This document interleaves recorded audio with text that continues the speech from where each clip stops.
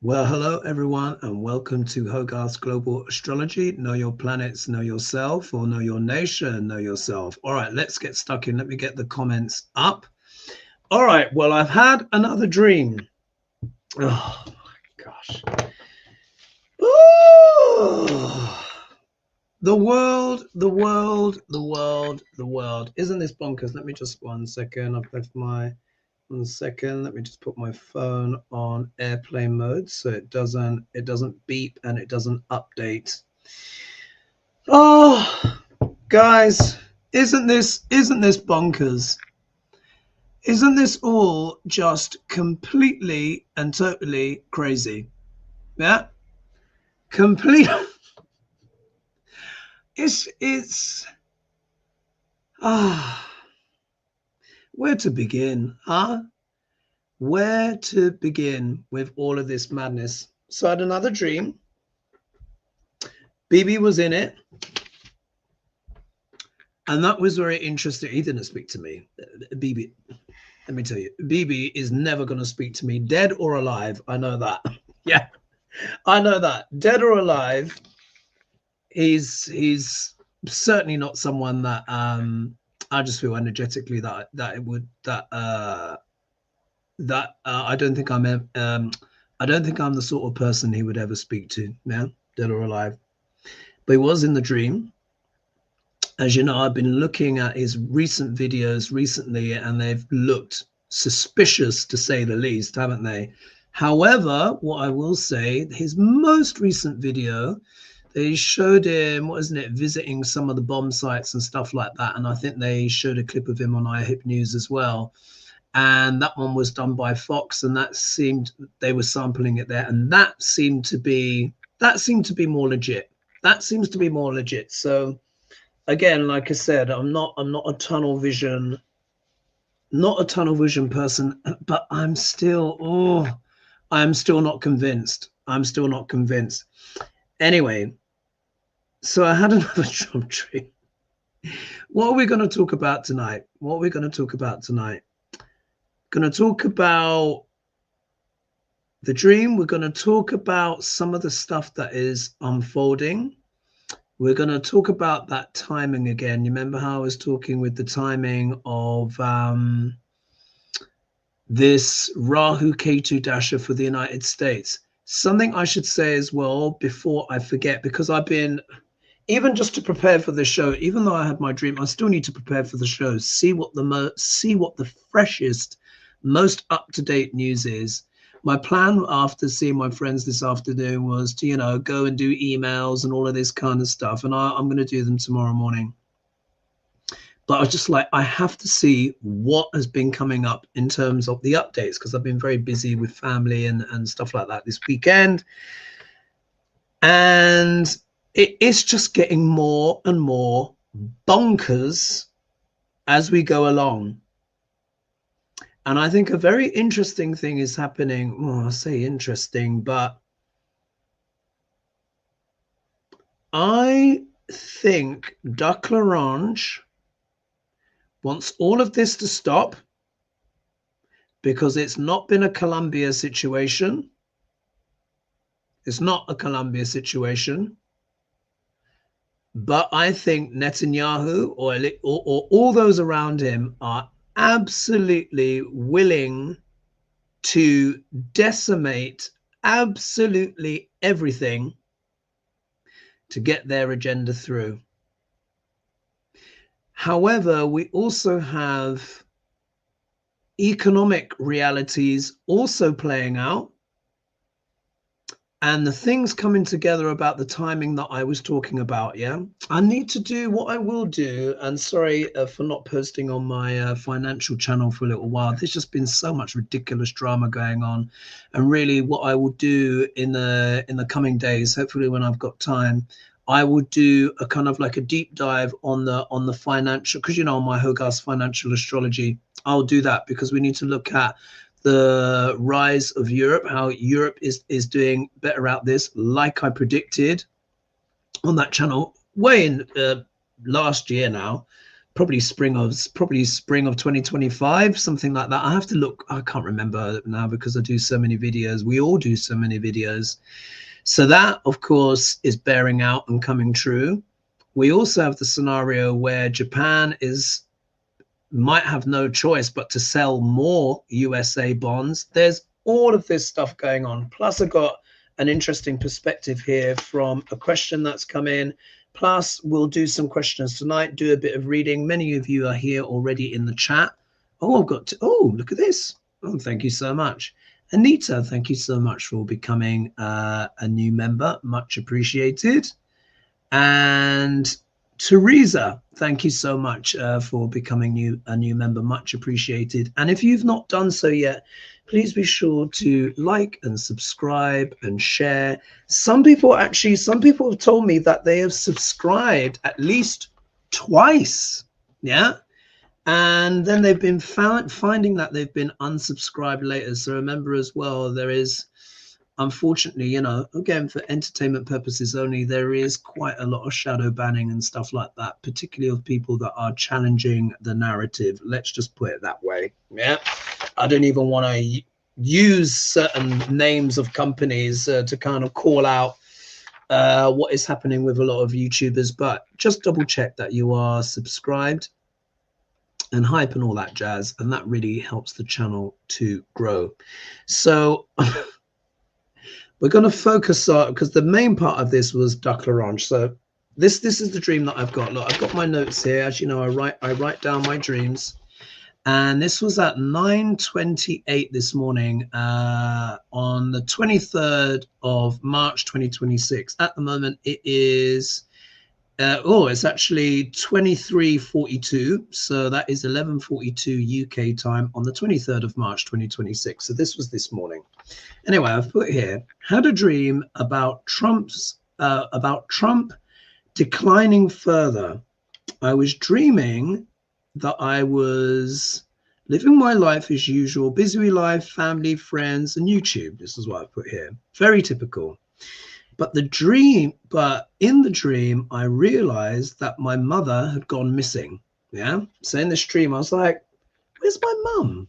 Like, where is she? In the dream, I realized that it'd been a few weeks that I'd not seen her. Then I felt bad. And I was like, how could I not have noticed that she wasn't there?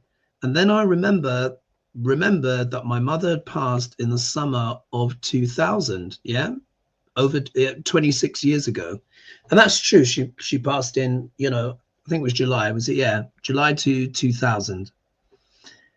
And it's now 2026, so it's almost 26 years ago. So I just thought, oh, but mum's not here.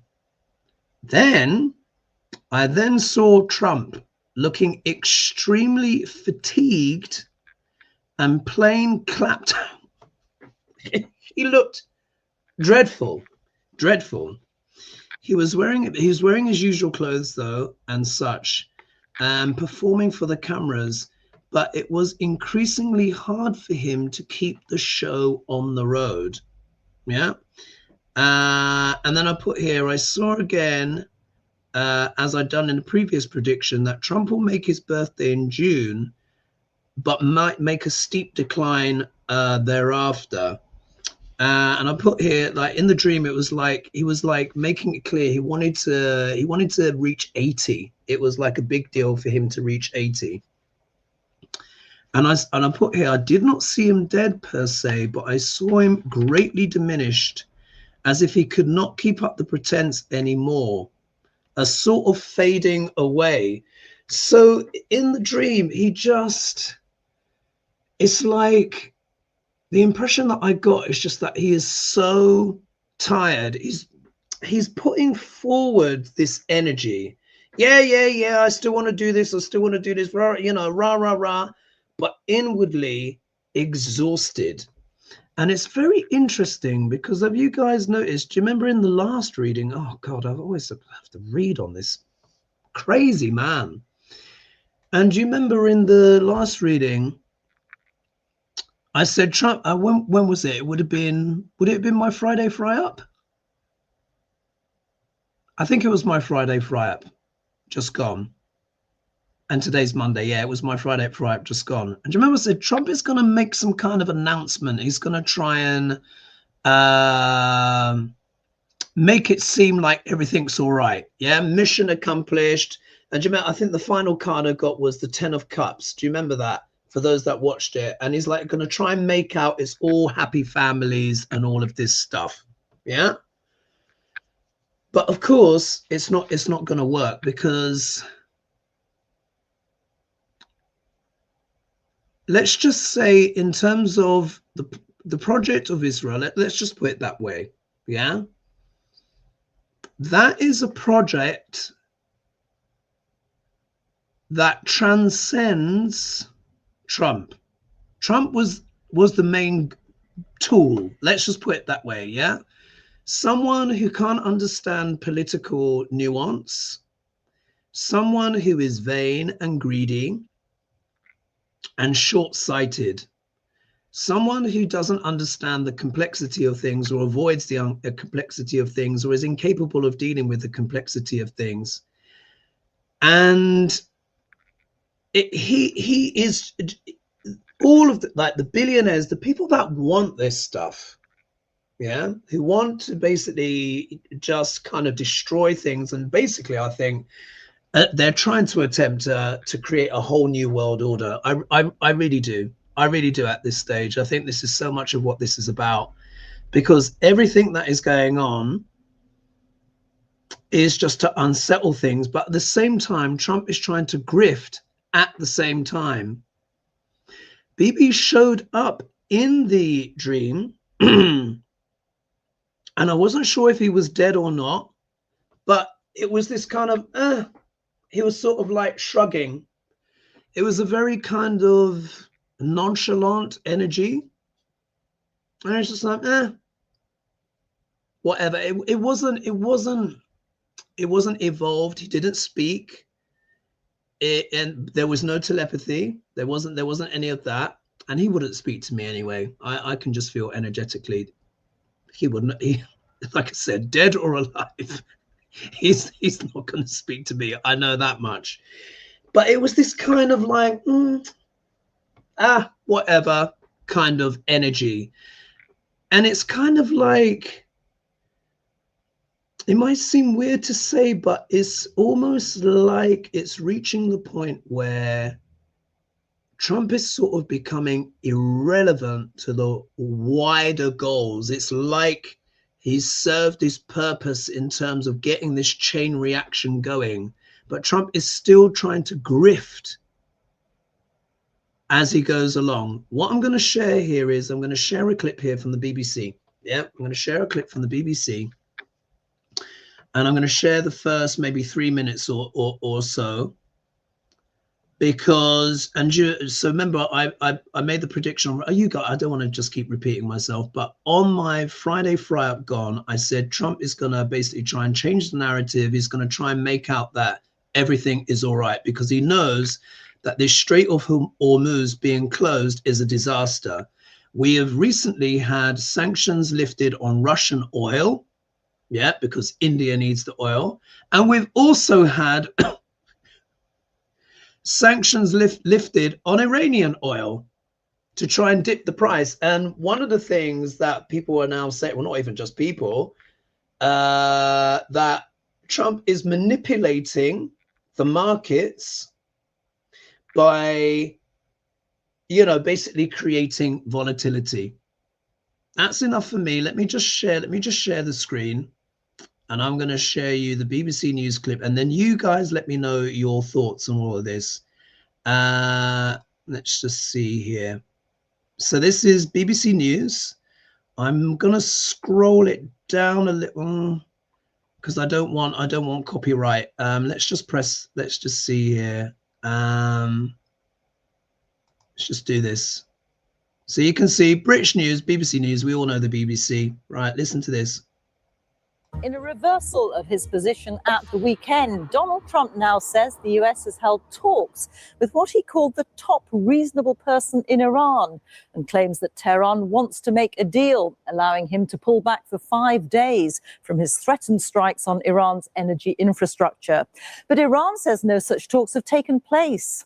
2 days ago, Mr. Trump said he would obliterate Iran's power plants unless it reopened the crucial shipping channel, the Strait of Hormuz, by midnight tonight. Well, after his comments, high oil prices fell and stock markets rebounded, prompting the leader of Iran's parliament to suggest fake news is being used to manipulate the oil markets. We'll be examining the economic impact of Mr. Trump's latest words, and we'll be asking our international editor, Jeremy Bowen, to shed light on those negotiations. But first, here's our diplomatic correspondent, James Landale, with the story of the day. The day began with the United States threatening more of this, only not on Iran's military targets, but its civilian power stations. They'd be obliterated, Donald Trump had said, unless the Strait of Hormuz was reopened tonight.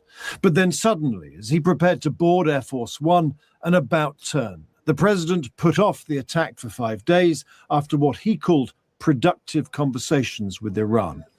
They called. I didn't call. They called. They want to make a deal. And we are very willing to make a deal. It's got to be a good deal. And it's got to be no more wars, no more nuclear weapons. It also potentially might involve the US and Iran sharing control of the flow of oil. Be jointly controlled. By who? Maybe me. Him! Me and the Ayatollah, whoever the Ayatollah is, whoever the next Ayatollah. But the threat of more military action remained. We'll at some point very, very soon meet. We're doing a 5-day period. We'll see how that goes. And if it goes well, we're going to end up with settling this. Otherwise, we'll just keep bombing our little hearts out.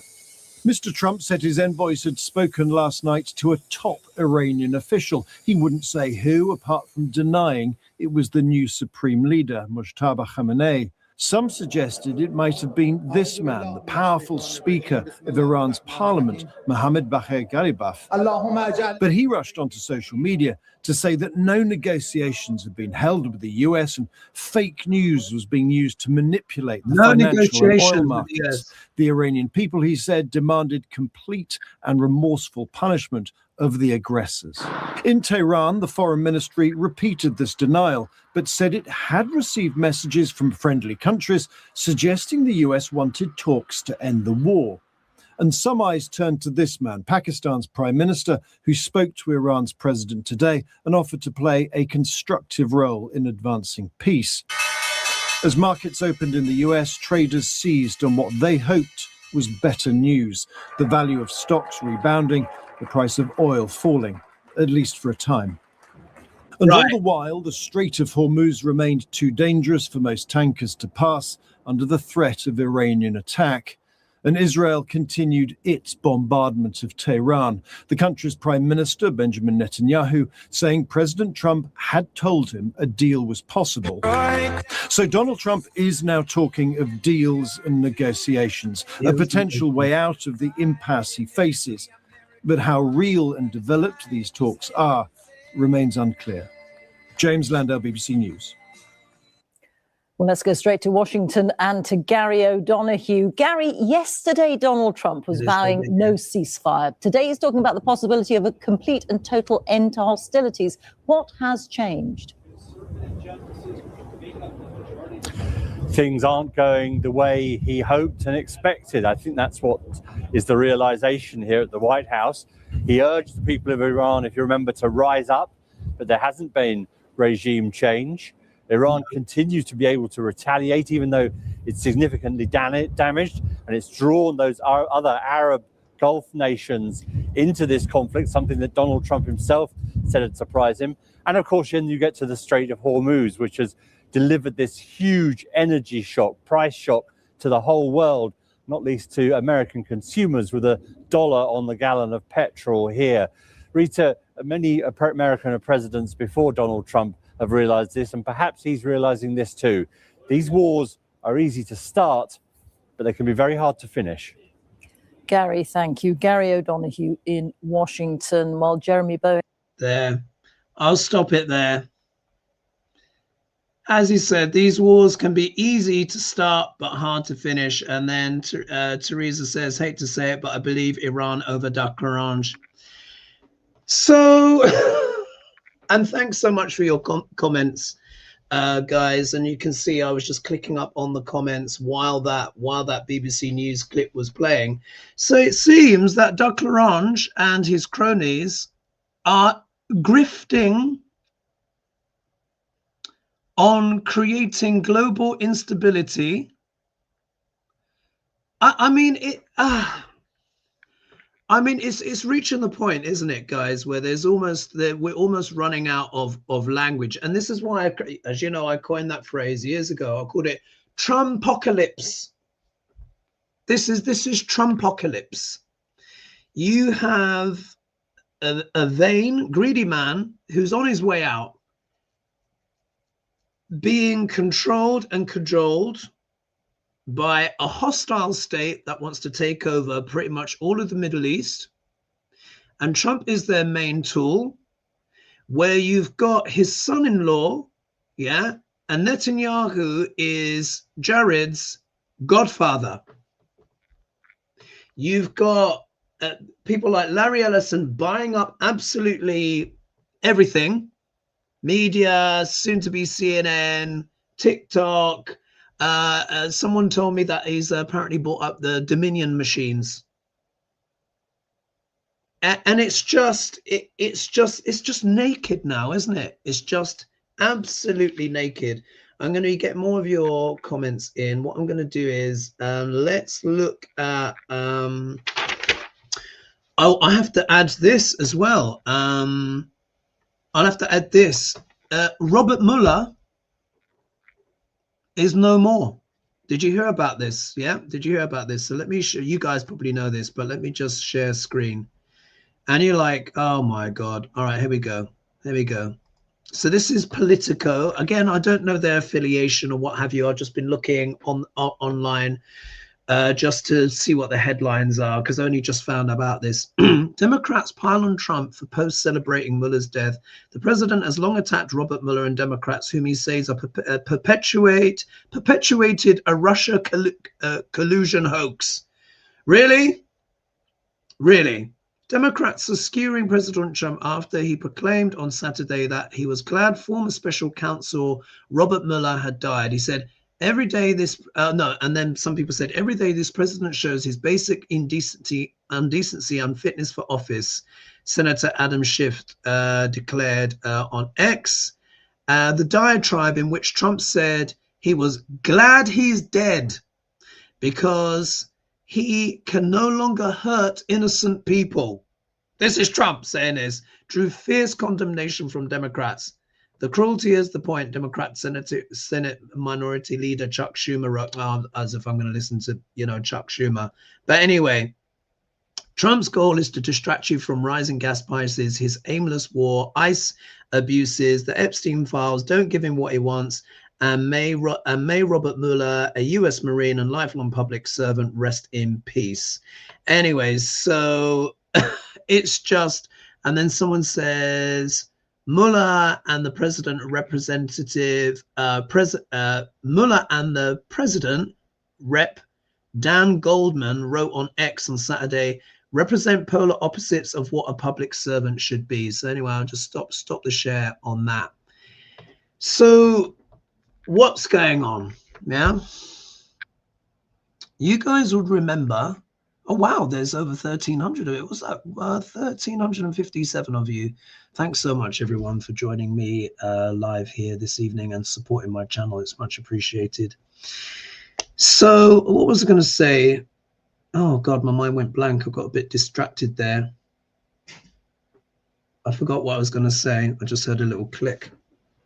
I think, anyway, never mind. I know what that is, coming from the kitchen. These times are truly extraordinary. And you'll remember, do you remember when I was talking about how I've been talking about the Rahu Ketu Dasha. Yeah. Again, I think I went at length in my Friday show, so forgive me if I'm repeating things, but things have to be repeated, and it's often quite complex and Vedic astrology and all that stuff. But what I'm going to do now is I'm going to share my screen again, and we're going to look at the USA chart. How I was saying economically things will change. I'll do a deep dive. I do an economic deep dive on my financial channel. And again, apologies, it has been a while since I've done that, because there's just so much going on, so much news, so much ridiculousness. But I'm going to share my screen with you, and we're going to do a little bit of astrology together, share some more points that I wanted to say, and then we're going to do, we're going to pull some tarot. Yeah, we're going to pull some tarot. All right, so let's do share screen. And this is going to be, let's do entire screen. Let's do share, and we're going to look at the astrology. All right. So you guys will know this chart. I'm sure you can. I should be smaller, and this should be the main screen. So here we are, the USA chart, Declaration of Independence chart. We know that there were different ratifications, but this is the one most astrologers use, particularly Vedic astrologers. Now the time here I've got is the 4th of July, 1776, at 6:30 p.m. Some people use 5:15 p.m. That's still valid. It still ends up being a Sagittarius ascendant pretty much from what I remember, but the USA has a Sagittarius ascendant. Anyway, that's not the point. What I want you to look at is down here is this Rahu Dasha. Yeah, Rahu Dasha. Now, for those who saw last week, you remember I was doing the analogy of the Dashas, remember, as these vehicles. The Rahu Dasha is one of the craziest ones. Yeah, it is bonkers. I always say to people, like in India, the Saturn Dasha is the most feared, but for me, that's not the one to fear the most. It's hard work, but you can do very good stuff with the Saturn Dasha, yeah, if you're prepared to apply yourself. And again, it depends how your Saturn is posited. The Rahu Dasha, unless your Rahu is very, very good, can be very tumultuous, and it can get a bit bonkers. Now, if we look here at the moment, America, you see here, it says R-A-M-E. So the R-A stands for Rahu. So it means America's soul, as it were, the collective oversoul of America, is in the backseat of Rahu's car, which is a kind of crazy rally car. Yeah, you guys who saw me on Friday, I don't want to keep going over things. And this is kind of a crazy drive. And what happens is, through the sequence, the drivers change. So every planet gets to drive every other planet's car in a fixed sequence. Yeah.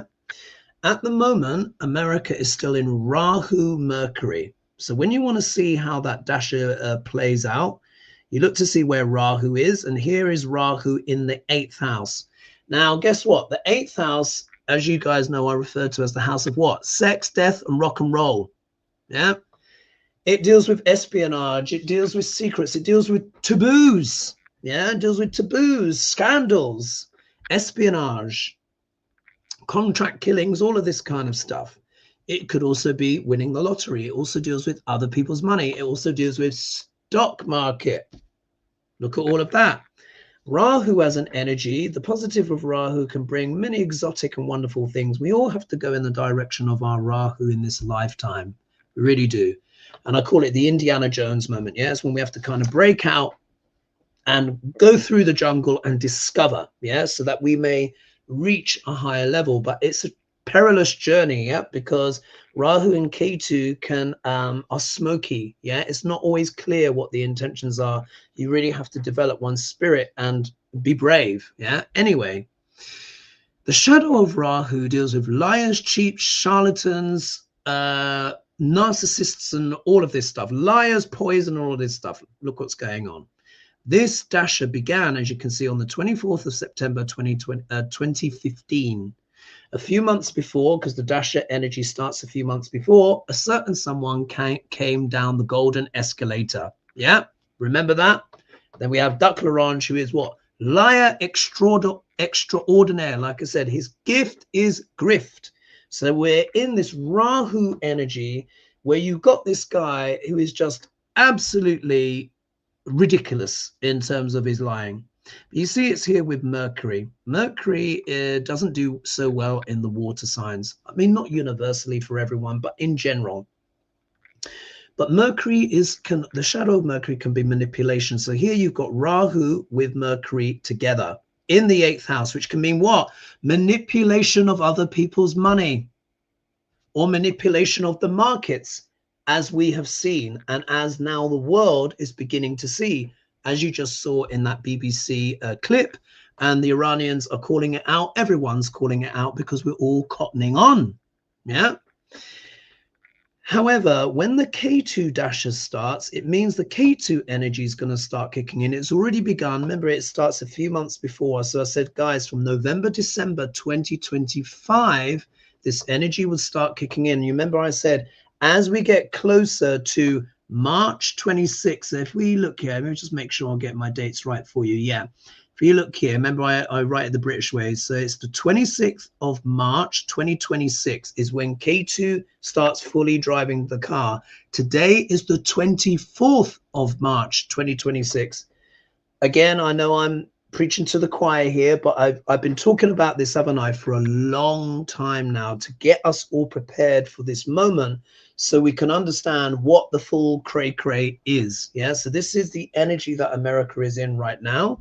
After this will be the Rahu Venus, which I hope things will improve. Then Rahu Sun, Rahu Moon, Rahu Mars, yeah? And then it will finish up. So there's a few more planets left to drive the car. However, K2 is in the 2nd house. The 2nd house deals with money, deals with values, deals with asset classes of all kinds. K2 is snip, snip. It's also there with Pluto. Pluto is an intensifier, acts like a steroid. Pluto is what? God of the underworld. In the American chart, it is retrograde, showing that there's more karma on it. So do you see here?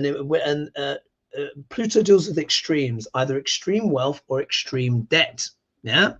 So this is why I've been saying, you guys know that I've been saying, there's something economic is going to be happening, particularly in regards to America, potentially global affairs as well.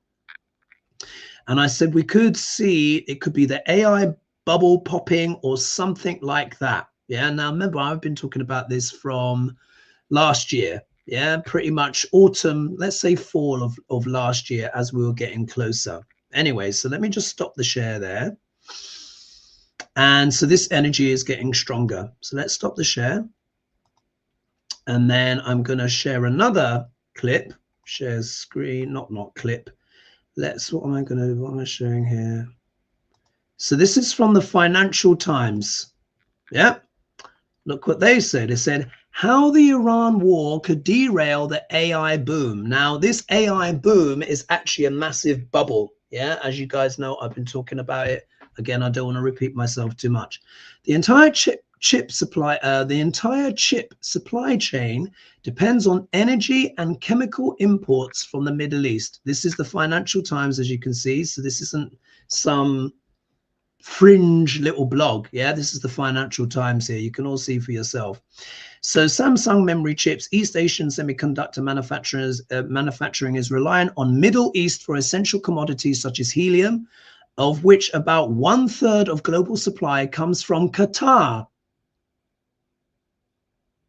Right, from Qatar, which is not having a great time at the moment, is it? Yeah, this was published on March 22nd, 2026. So this was published yesterday, or I've now flipped over because we've gone past midnight. It's now the 24th, just gone to the 24th in the UK, but this is only a day old.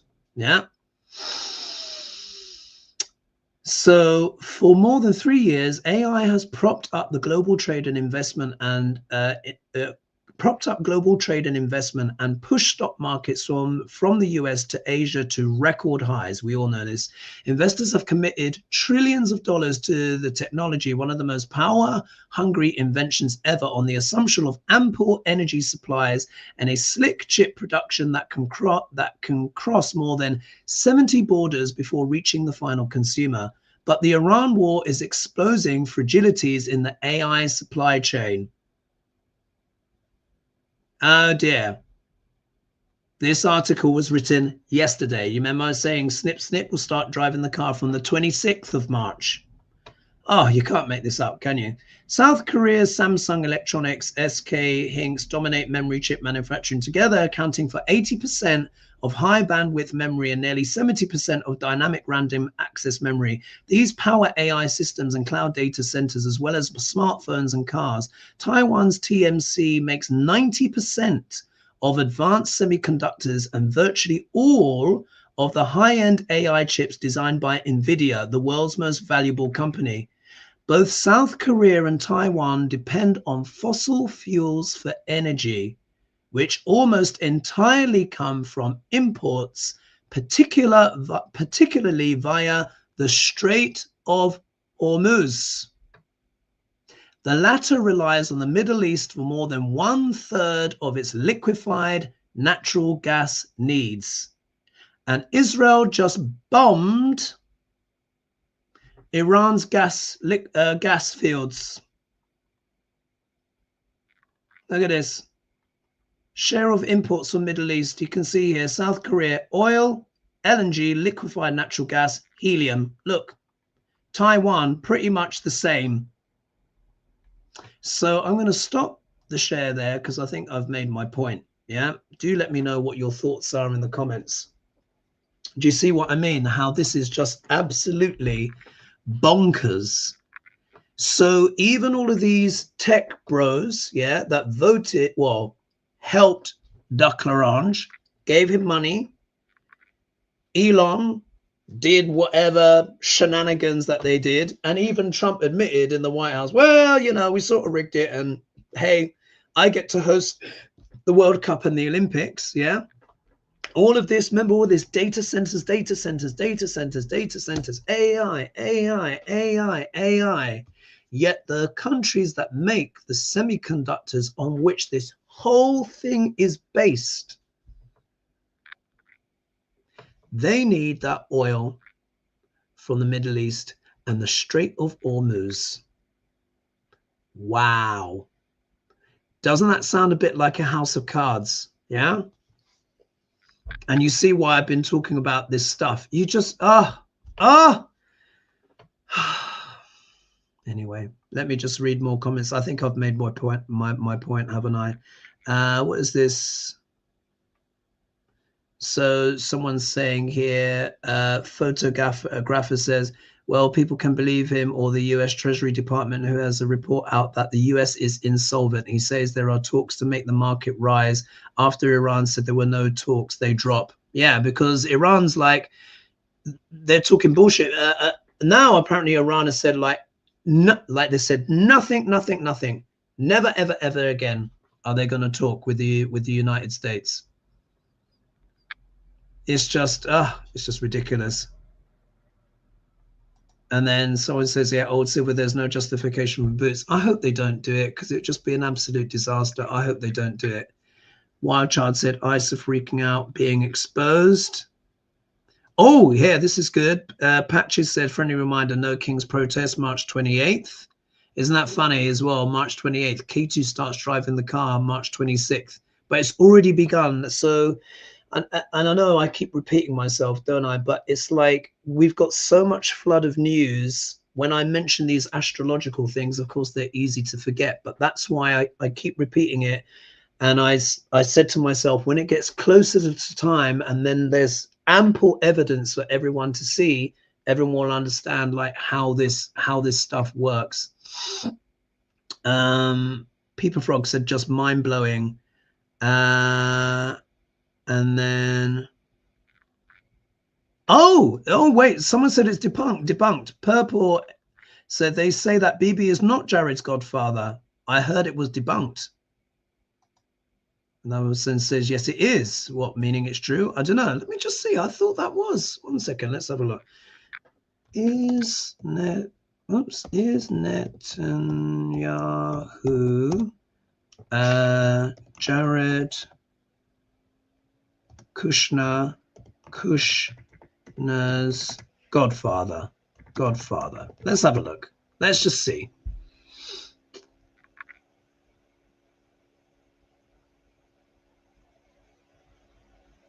Let's just see here. Israeli Prime Minister is meeting with a friend of Kushner's, particularly major donor too as well. Okay, let's see here.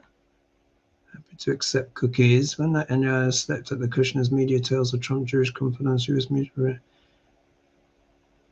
So here, what's going on? Oh God, you know when you get, what's going on? Oh, gee whiz. Let me just go here. Let me just share my screen. Share screen. Let's have a look here. So this is Jerusalem Post. Yeah. So obviously a Jewish thing. Let's see if we can get what we can glean. When Netanyahu slept at the Kushners. So when Netanyahu slept at the Kushners. So obviously, either way, very close relationship, friendship. Media tales of Trump's Jewish confidants. US media outlets reveal inside reporting about Jews in Trump's inner circle. So this is the Jerusalem Post. Yeah. So I don't want any accusations of anti-Semitism or blah, blah, blah. This is the Jerusalem Post. Jared Kushner once, not that you would do that anyway, but, you know, for those that might feel like throwing a bit of feces. Jared Kushner once lent Benjamin Netanyahu his bed. That's a juicy takeaway from Jodi Kantor's deep dive into the first son-in-law and his relationship with Israel, published over the weekend in the New York Times. So it says here, Netanyahu has long been a friend of the Kushners, and particularly Jared's dad, Charles Kushner, a major donor in pro-Israel and Jewish causes. One time, Cantor reports, she doesn't specify when, Jared gave up his bed and moved to the basement so Netanyahu could spend the night at their home in Livingston, New Jersey. So I can't seem to see on this all this advert kind of stuff. So let's say, even if it is debunked, and I can't confirm or deny either way because I don't know enough, frankly, sorry about that. But what we can see from that article in the Jerusalem Post, we know that the relationship is very, very close, to the extent that Jared Kushner gave up his bed for Netanyahu to stay in his, which obviously proves that there is a very, very strong personal connection there, which obviously has borne fruit. Yeah, so I think we can all agree on that, can't we? Someone's saying here of Trump, why anyone could believe a word he says still confounds me. Indeed. Trump took someone's saying Trump took another nap at the press conference today. And then Old Silver said they've all been connected for decades. Yeah. And then Patricia says, Godfather or not, BB is very tight with the Kushner family. Yes, and we've proven that. And you could see that in the Jerusalem press. Yeah. So it's just, it's there, isn't it? And then Raymond says, an evil man will burn down his nation to the ground to rule over the ashes. All right, let's look at Trump's health. Yeah. You guys know I've been talking about this for a while. And I think, again, this is proving to be the case. And I said it's going to be very difficult, particularly as Jupiter becomes increasingly exalted. So again, for the astrology class, Jupiter in Vedic astrology becomes exalted in the sign of Cancer. I think they might acknowledge that in Western tropical as well, but it becomes exalted in the sign of Cancer. Now, why is this important? Because Trump has 7 sensitive placements there. Trump has his Saturn, Venus, and Pluto all in sidereal Cancer. In his 12th house of secrets, foreign lands, yeah, hidden enemies. 12th house can also deal with backward dealings. It can also deal with indirect income, actually. Everyone says the 12th house is losses. It's not just losses. The 12th house, what I associate with, is also deals with indirect income, and it can deal with money from foreign lands. Yeah. Saturn is a planet of what? Government. Yeah. Pluto is what? Underworld, and Venus also represents women. Yes. And when we think of all the pageants and all of that kind of stuff. So what I'm going to do is I'm going to share my screen again. And this time we're going to look at Degrasse chart. Yeah. Degrasse. So we'll share, and then just so, again, to validate and just remind everyone of these predictions that I've been making and how I see things potentially panning out. Yeah. So let's do here. Now we're going to go and open Trump's chart. Where is it? There we are. Duck L'Orange, Donald Trump. All right. I won't say it all again, but just in case for those that are new, Trump was born on the 14th of June, 1946. Yeah, 10:54 in Jamaica, New York. Yeah, I think it's Kings, isn't it? I think it's Kings or Queens. I can't remember. Kings, I can't remember which one. Forgive me.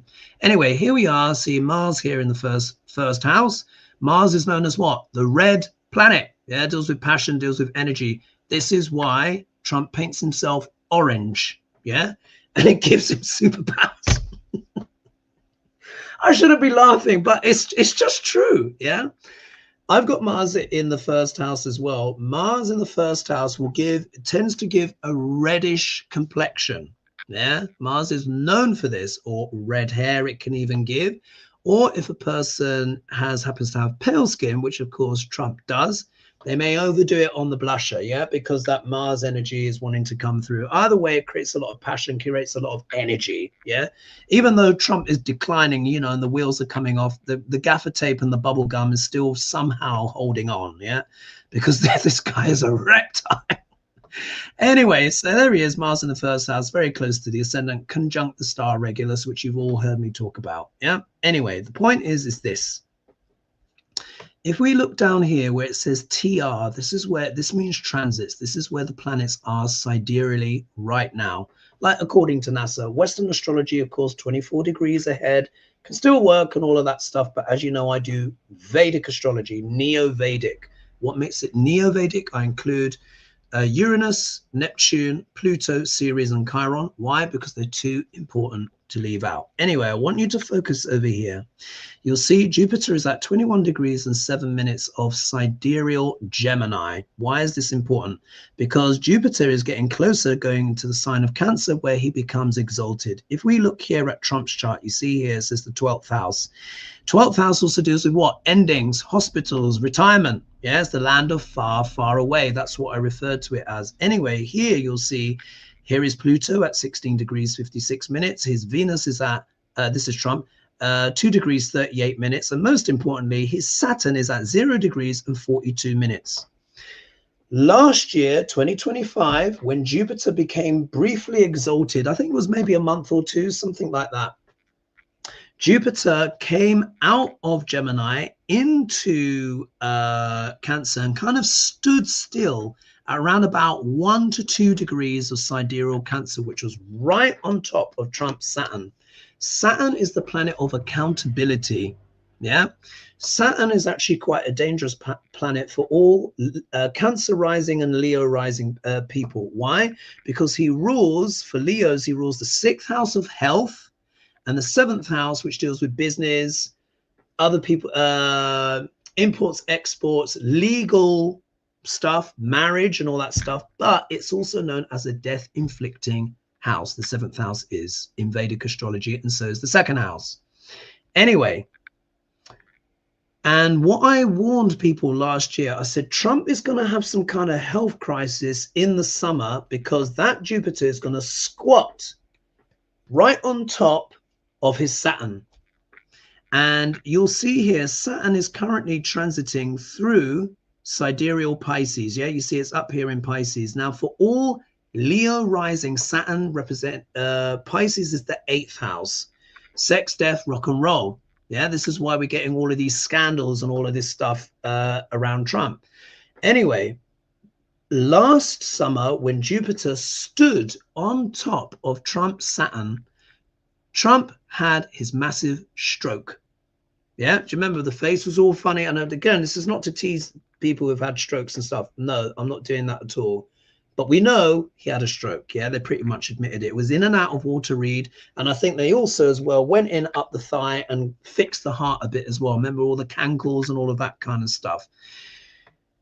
This energy is coming back, and it will, as particularly as May, it's already getting bad because Jupiter currently is at 21 degrees 7 minutes. Yeah, as he begins to progress, yeah, then we're now in March, then we go into April, then we go into May. 1st of June is when this Jupiter is going to be sitting almost right on top. So call it 3rd, 4th, 5th of June. Jupiter's going to be right there. So this is going to be putting a lot of pressure. And I think this could be talking about retirement, potentially be like, Grandpa, take your hands off the wheel. We're taking the keys now. Yeah. And they want JD Vance in, something like that. Simultaneously, K2, remember Rahu and K2 go anti-clockwise, the planets go clockwise, or they always go opposite to the dominant direction of the planets. Anyway, you'll see here, K2, snip, snip, this degree number is going to keep going down. As it gets closer to Trump's birthday, snip, snip, K2, south node of the moon, is going to get closer to Trump's ascendant, which represents what? The body. We know he was born on the 14th of June. So let's look at, let's put here June 14th, or let's put June 10th when it's getting close. 2026, yeah? And let's just calculate. You see here, K2 is at 8 degrees, 40 minutes. In fact, let's actually do the 14th of June to see where it is. All right. So you can see here, K2 will be at 8 degrees, 13 minutes on Trump's birthday. His ascendant is at 6 degrees, 51 minutes, almost 7 degrees. That means K2, snip, snip, is going to be right on his ascendant near his birthday. Simultaneously, you see here, Jupiter is at 2 degrees and loose change, sitting right on top of his Saturn in the 12th house. In fact, his Jupiter is going to be right on top of his Venus, almost exact. Now, that potentially can be a boon. Yeah, potentially can be a boon. However, I think this is when all of that stuff, because Venus deals with what? Women. Yeah, younger women in particular.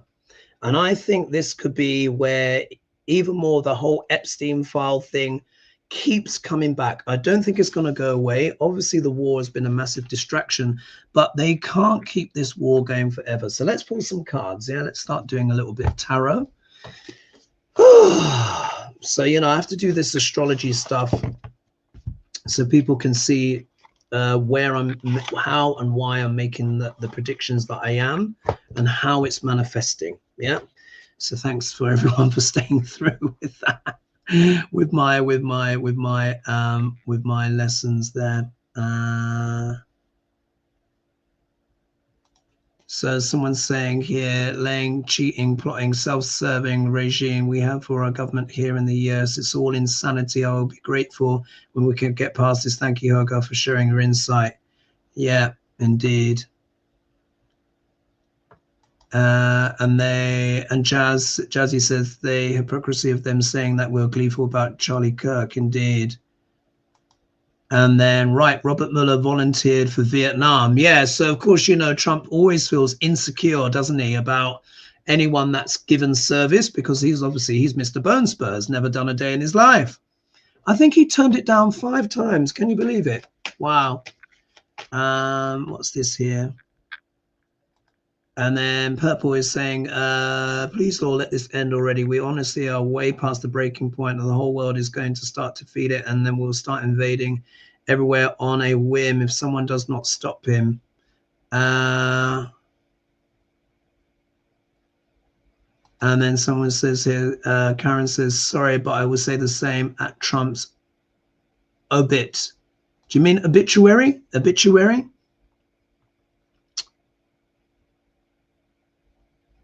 Look at that. And then Cindy said, according to Trump, Mr. Mueller exonerated him. Why isn't Trump sad that he is / Mueller died? Yeah, because he doesn't care. He doesn't care. Oh, look at this. Carly says gas is $4.05 for regular in Philadelphia. So I think that's up more, isn't it? Wasn't it $3 something? Again, I don't know so much, but I know it's going to be ticking up more, unfortunately. So let's see. Let's pull some cards. So what I see is, and like that dream, he was looking exhausted. Yeah. And Netanyahu was like, kind of shrugging. He was kind of indifferent, really. That was the best way to describe it. Couldn't tell if he was alive or dead, but there was no telepathy. Yeah, if there was telepathy, then I'd be like, that would be absolutely nailed on. But there wasn't. And he wouldn't talk to me anyway. But he seemed to be quite indifferent about the situation that Degrasse has basically got himself into at his behest, because it's not even, Trump is the tool, yeah, for these people. He's the tool. We all know that anyway. Let's see, Degrasse. How's he going to manage after his 80th birthday?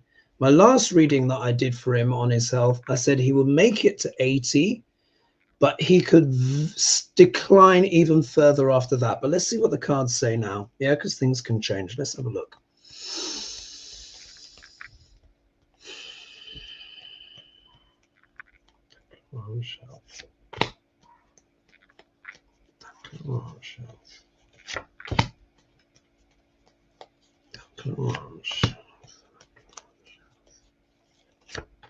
Thanks so much, everyone, for joining me. Much appreciated.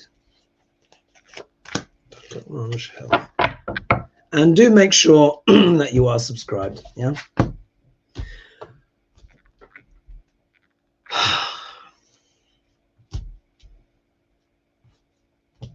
The first card alone.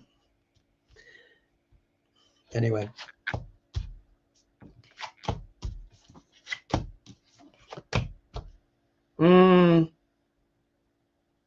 Yeah, I'll get some clarifiers on that.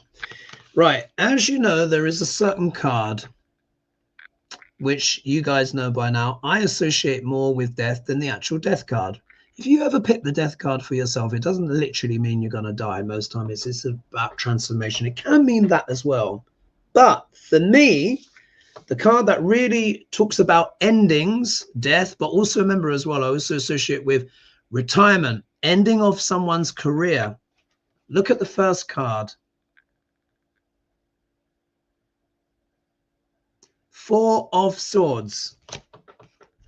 This can mean literally, because look, the guy's in the mausoleum, could be that, or someone's career is ended. This is why when I got this card for Zelensky, before he went to the White House, that infamous occasion, I said, it's like they're going to try and end him in some kind of way. I hope it's not his life. It was character assassination. Yeah. Here I'm asking about Trump and his health and everything like that. He's in trouble. Not that we'll be crying about it, but he is, yeah, because it's very consistent. We've got him, what is it? He's falling asleep again. He looks slumped over in the car. He's got his kind of, what is that? His syphilitic rash or whatever on his neck, behind his ear. He's got the injections, yeah, because obviously they're having to give him that dementia kind of stuff, whatever it is. We know that he is struggling. And whenever I've seen him in dreams, he's always either been feverish, scared, frightened. No matter the bluster, he is really feeling this pressure. If we look here, the next card is the 6 of Swords. He wants to go to smoother waters, but of course he's kind of messed up now, isn't it? Because like I said, I've been saying that his escape plan has been Middle East, Qatar, and this, that, and the other. But how's that going to work now with this war in Iran, where, of course, Iran has proven easily that they can strike all of these targets? You know, if Trump tried to flee there, Iran could just press a button and kaboom, yeah? So, but you can see there is still this energy here of wanting to move to smoother waters. I think this is also talking about his psychology, because I think he is exhausted. I really do. Here, if we look here, the 4 of Cups, he's not liking the options that are on the table. Yeah, he's just like, man. Yeah, he's now in the situation in Iran. I don't think he feels like he can get out of it. But look, there is this kind of strange option here. I hope this is not Bibi or whoever's representing him coming up with the nuclear option. Yeah. If we look here, just in case we weren't sure, we got the 9 of Wands. So he's feeling embattled. Obviously, all of it pretty much his own fault, because, you know, with all the compromat they have on him on the first place. But this is a card of determination, so he's still going to try and hold on. And now it's much more about the legacy. Yep, 10 of Pentacles. Yep, this is also where you got all of the generations on the of all of the generations of the family on one card. Grandpa, yeah, the kids, or his kids, the grandkids, and the dog. Yeah. So I think this is also part of why Duc Larange and the family around him are what? Trying to enrich themselves as much as possible, along with what? The market manipulation, which is everyone is calling out. Let's just pull some clarifiers on this. It's just so outrageous, isn't it? Literally holding the world to ransom, manipulating the global market, affecting potentially billions of lives just so that you can grift because you know you're dying.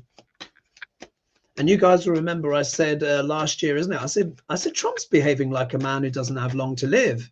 And that is how a malignant narcissist will behave. Well, I'm not going to be around, am I? Let's just wreck it all, make as much money as I can. Yeah, that's the logic, isn't it? For entertainment purposes only. And Netanyahu, oh, God, vile. All right, let's see. What's the clarifications on this? What's the clarifications on this legacy? What's the clarifications on this legacy? It's the legacy they want. Is that the card? No, it's this one. This. What's the clarifications on this legacy? And then we'll wrap things up. Oh,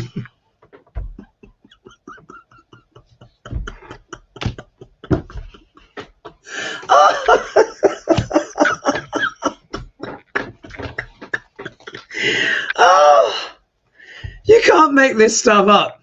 All right, I'm already at the hour already, and thank you so much. There's 1,427 of you in the room right now. I was asking, what is the clarification on this legacy? Yeah, what's it all about? Look at the card that I get. Yeah, you know there is a specific card, and it's this one card, which for me represents someone specific, and it is a nation. The High Priestess, which you know is my card for Netanyahu in Israel, yeah? But Netanyahu, you can see, just in case you weren't sure, you see, look, you have the Torah here, yeah? And these are the pillars of Solomon's temple, yeah? So, of course, Netanyahu. Look, you can, the legacy, yeah? This is, in a way, Trump is Netanyahu's legacy, part of his wider ambitions, obviously, for Great Israel and all that stuff, which everyone knows. Look, right there, you can't make this stuff up. Look what comes next. The lovers, making pacts, making deals. This is also as well, it's not just marriage for me, it also deals with pacts, contracts, imports, exports, particularly contracts. Yeah. So they have a pact, like the lovers, yeah? They have this deep agreement, which, you know, Trump feels bound to, but also as well, he's also got the compromat. And what's backing it all? Here. King of Pentacles, which is my card for what? The lobbyists, the billionaires, yeah? The people making money out of this. They are going to ride Duc Larange until he has this. That's what they're going to do. And if I read the cards backwards, which I like to do for some time, if we look at this, particularly from the perspective, when you read backwards, you can see the perspective of the other one. So I'm going to be reading here for Netanyahu. Netanyahu is wanting to create a bigger legacy, yeah, in the wider region, which we know is about Great Israel, and he's not been shy about that. And that is politically well known, not controversial to say that. He's prepared to what? Be battle, yeah, battle through. Do whatever it takes. This is a card of tenacity, even regardless of the damage and all that stuff that may be done to not only Israel, but the rest of the world. Yeah. Here, considering the different options on the table. Yeah. Maybe he's going to do something left field. It better not be a nuke. But anyway, he's there. And this is kind of what? Wanting to move to the smoother waters. But the smoother water in this sense, of course, is the wider region. And then he's also gone on the record that he wants to what? End the Persian regime. He said, yeah, wants it to collapse, end, finish it. But Trump is the tool. And in the clarifications, bang, there it is. He's contracted. It's all like we're saying, it's all the family connections. The Netanyahu is very, very connected with Jared and his whole family. Jared is the son-in-law of Degrasse. Epstein files. Epstein, Mossad, compromat. Over to who? Netanyahu, who knows all about Degrasse's shenanigans, yeah? All of his stuff, all of his secrets, and big money is behind it as well. Guys, I'm going to leave it there because I don't want to bang on too long. I think I've made my points. There was 1,481 of you in the chat. Thank you so much for joining me. Much appreciated. More and more of you are watching these videos. Thank you for all of the support. I could show you more clips here and there, but I will leave it there at that. I hope you found that interesting and that gave us some food for thought. Thank you so much as well for sharing your comments and becoming members and stuff like that. And wow, yeah, we'll just have to continue. I will leave it there. Chin up, everyone. Remember, 28th is the No Kings. Yeah, it's the No Kings March, 28th. Do your best, yeah. But remember, one of the best ways you can protest is with your pocketbook. The only thing these billionaires understand is money. Yeah, and when you hit their bottom line, irrespective, even if you're before the midterms or not, yeah, that's probably the best way, your best vote. Keep going. We are in extraordinary times. Yes, volatile times. There's a lot going on, but to be forewarned is to be forearmed. Also, as well, again, not a panic thing.